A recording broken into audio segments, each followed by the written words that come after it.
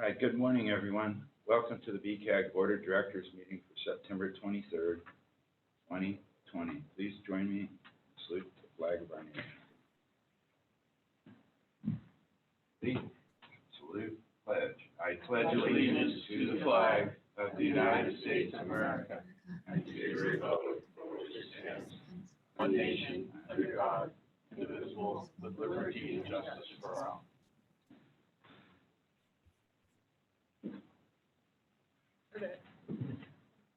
Okay, roll call, please. Board Member Connolly? Here. Board Member Lucero? Here. Board Member Ritter? Here. Board Member Kimmelshue? Here. Board Member Teeter? Board Member Bush? Board Member Casey Reynolds? Here. Board Member Calderon? Board Member Chuck Reynolds? Board Member Jones? Here.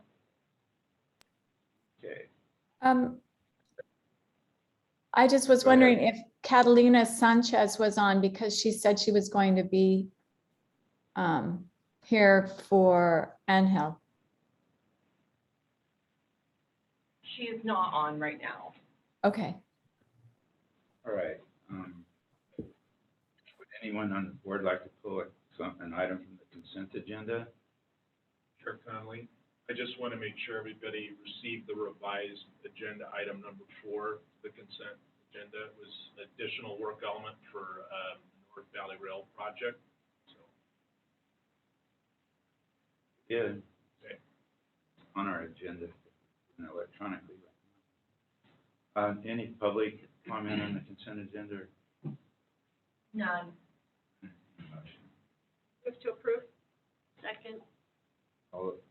I'm just going to say, all those in favor say aye. Aye. Aye. You good with that, Deborah? I can't hear you. Okay, good. All right. We have items for information. Number 7, Chico to Sacramento Strategic Plan. Sarah, good morning. Morning, Board. BCAG is completing the Chico to Sacramento Strategic Plan to provide the framework to integrate Butte Regional Transit and the San Joaquin Joint Powers Authority Bus Route 3 to a consolidated commuter bus service between Chico, Oroville, Marysville, downtown Sacramento, and Stockton. We started the analysis earlier this year and have since developed a service plan, park and ride analysis, and conducted multiple public outreach events. These products have all been shared with the BCAG Planning Directors Group, Transportation Advisory Committee, Chico State, Butte College, and other transportation service providers along the corridor.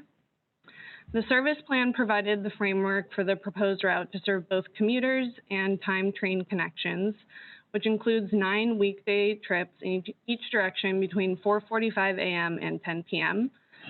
On the weekends, this would be reduced to 8 trips in each direction. The analysis found a favorable commuter market with approximately 450 to 500 weekday one-way trips likely.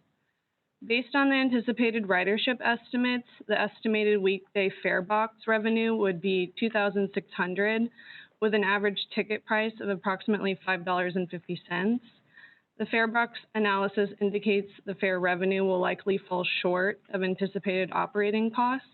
If we do end up recommending the service to be implemented, we would discuss funding options with the San Joaquin Joint Powers Authority, who currently run the service along the corridor now. BCAG and its consultant are completing another round of public outreach later this month and into October to present the key findings of the service plan and park and ride analysis. We're also curious to see if there are any changes in COVID commute behavior since the last survey that we conducted earlier this year. The survey and a virtual workshop will be available late September through mid-October, and they'll be available on our website, and we'll also be distributing emails. After the outreach is complete, we'll work with our consultant to draft and final plans and share that with the board early next year. I'll take any questions. Questions? Yes, Sarah, you said up to 9 buses each Correct. day, trips in each direction. Correct. Wow, and that would start in Chico. Yes. So it would start, assuming the passenger rail is extended to Chico in the future, it would start at the Amtrak station and go to the Chico Transit Center and go to the park and ride at 99 and 32, and then go down to Oroville. Would there be, a way to make sure that those buses go by the airport, the Sacramento airport? Or is that, would that be out of the way? Or is that not? It's something that we've heard a lot since we did the previous analysis in 2014, and it's definitely a concern that we hear. But right now, just because it's a timed train connection route with the San Joaquin current system being a bus throughway route, we do have to make sure that we still make those train connections, which would be difficult to also serve the airport. So as the service plan stands now, we wouldn't be serving the airport, but maybe in a few years, if there's additional funding, we could look at that. And that's something I would encourage if possible. No, we're aware of that. It's very difficult to serve the airport because it's kind of a separate animal, and it would really take another 30 minutes on the schedule. And as Sarah said, we have to hit these connections with the train system. But the San Joaquin Joint Powers Authority, who's in charge of the rail and this bus service, they are going to be putting a station in North Nokomis. At that station, there will be a regular shuttle going to the airport. So possibly when that station goes in, which is pretty close off I-5, we could let people off there. They could catch the shuttle over if we end up implementing this service.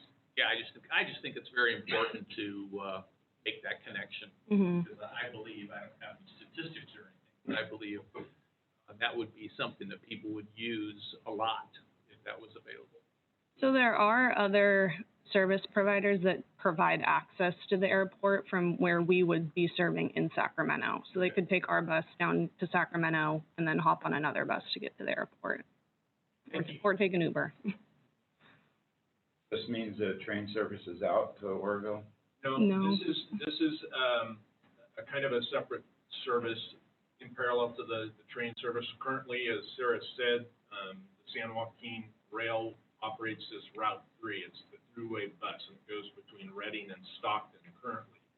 We're looking at just providing the service or being contracted with to provide it between Chico and Stockton, adding in a daily commuter route to serve people who make the commute down to Sacramento. So it would be, it's looking to see if we can provide a service that's kind of being provided now. The San Joaquin JPA, instead of contracting with a separate provider as they do now, would contract with us to provide that service, providing operating revenue to run it. We would have to probably contribute some because we're adding a commuter route. That's the financial information we'll go over with you to decide and determine if we want to pursue this or not. Will they have a bike rack? No, these would be coach buses with bathrooms and I Wi-Fi. guess I can't take my Harley with me. It would not have a motorcycle trailer or anything, so. I led you into that one. Okay. I've got one more question. Has there been a calculation on how it would affect emissions?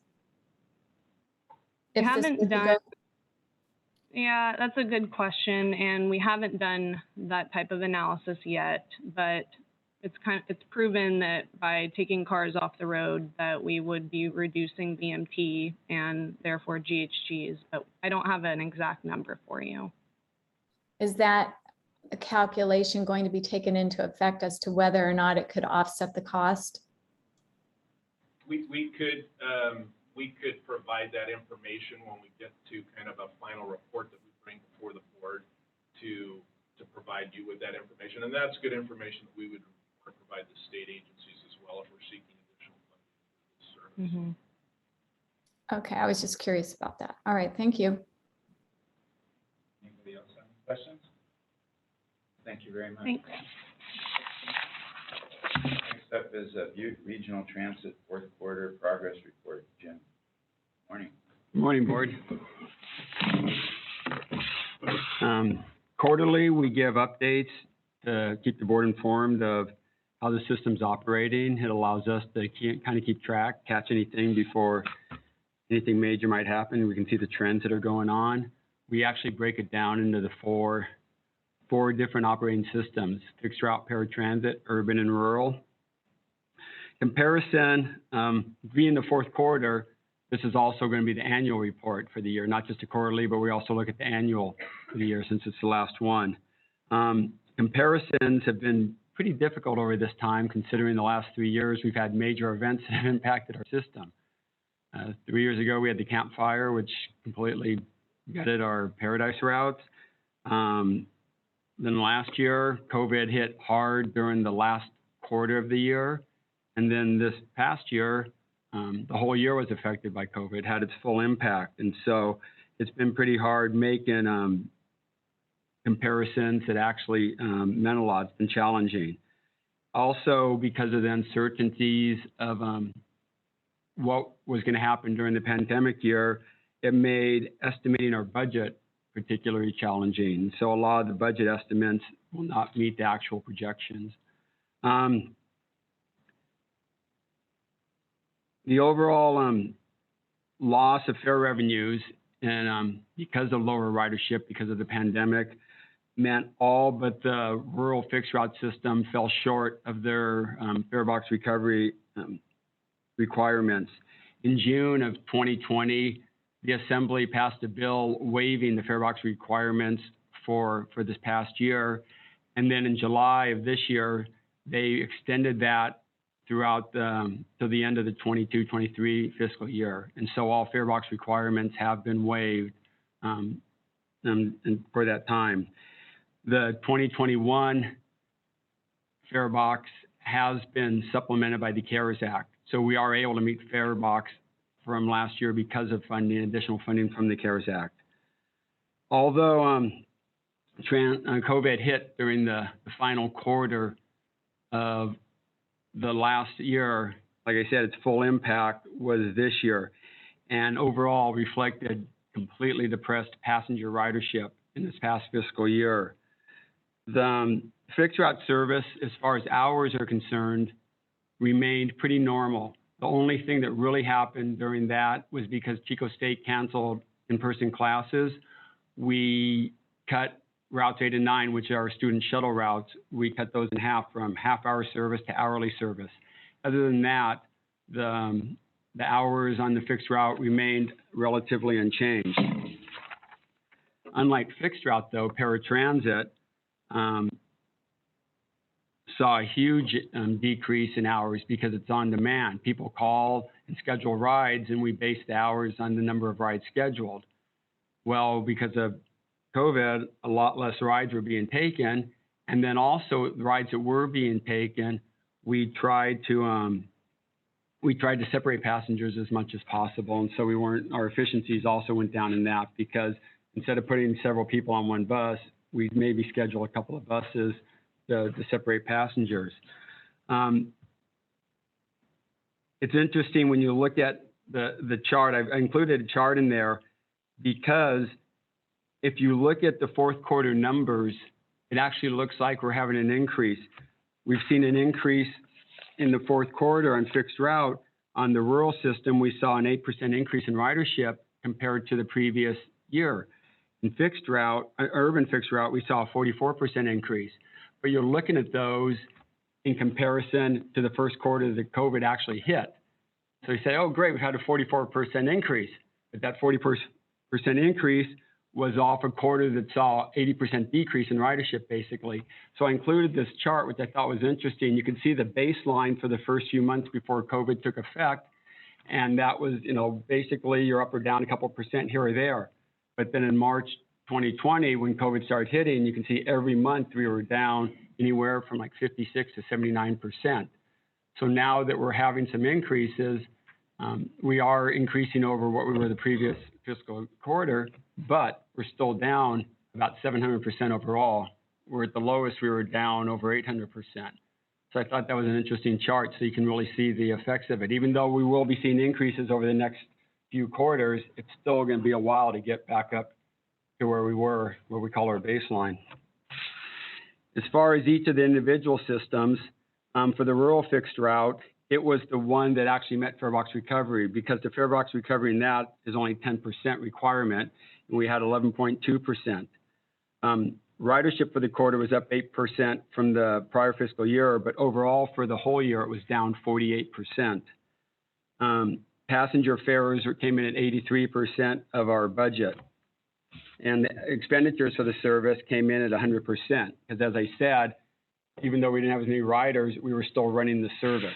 And we didn't really have any reduction in hours on the rural fixed route system. As far as the urban fixed route system is concerned, it has a requirement of 20%, and it ended up with 7.8% fare box recovery. So it was affected probably the most. Ridership increased, like I said, 44% during the last quarter, but overall for the year, it was down 58%. Passenger fares were only 48% of our budgeted estimate, and a large portion of that is because of Chico State. We have an agreement with Chico State because they usually account for about 28% of our ridership. With campus closed, we weren't going to hold them to that contract. It was estimated 300,000 rides. And so we changed our agreement with them temporarily that they were just going to pay per student. We tracked the number of rides and we billed them for each ride. So instead of getting 30 or 40,000 riders a month, we're getting about 5,000 riders a month. So that was a huge impact on our expected budgeted revenue for the urban fixed route system. For the rural paratransit, both paratransit systems have requirements of 10%. The rural paratransit came in at 5.6%. Ridership was up for the quarter 6.3%, but for the year it was down nearly 46%. Revenues came in at 77% of budget, and service hours for the year were down 26%. As I said, like everything's up for the quarter, but down for the year. Expenditures were lower than expected at 78% because we had fewer demands for service. And on those, unlike fixed route, we can not run a service. We can't, we don't need to run it if it's not requested. The efficiency of the system dropped to 2.4 passengers per hour, which is a lot lower than we normally do. But as I said, it's because we wanted fewer passengers per bus. In the urban paratransit, again with a 10% requirement, it had 6.7%. Ridership was up 98% for the quarter, so basically it's starting to pick up again, but for the year, as I said, it was down 54%. And basically the same things, up for the quarter, down for the year. The efficiency of the system was 2.9% compared to historically high figures. There were 2 accidents for the quarter with almost 300,000 miles driven, which is a really good ratio.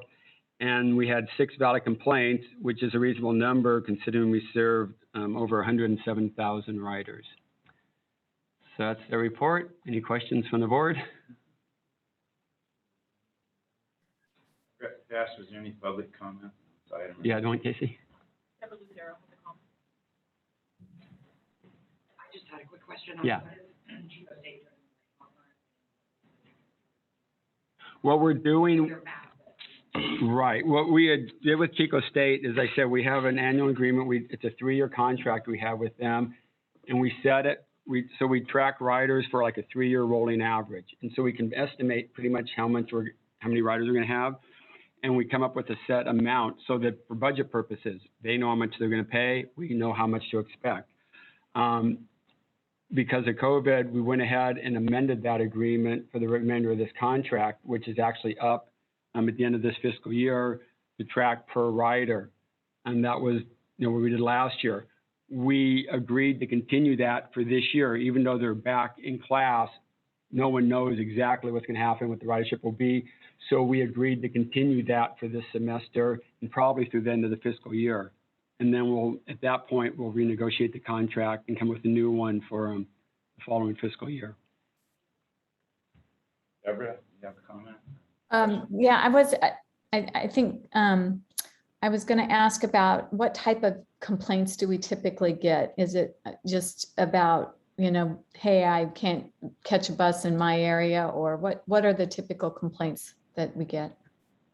There's a variety of complaints. Sometimes it may be, the bus was late. Sometimes the driver was rude to me. Sometimes, it's a variety of complaints.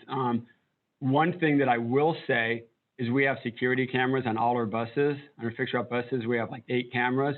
and they are a godsend. They really are. Because in the past, before you had those, someone complained, and you try to take the customer at their word. But Yeah. then, a lot of times if they say, hey, the driver did this or that, you didn't know. But now we have the cameras, and we can look at every complaint. If it's a valid complaint, or if it's a warrants it, we'll pull the video on it and check it out.